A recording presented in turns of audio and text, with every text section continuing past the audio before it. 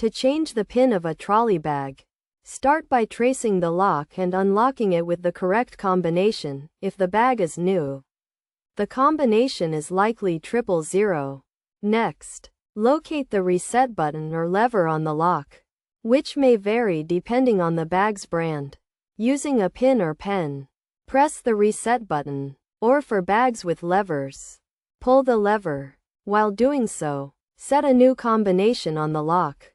Once the new combination is set, release the button or lever, and the process is complete. If the bag's password has been forgotten, consult the bag's manual for instructions.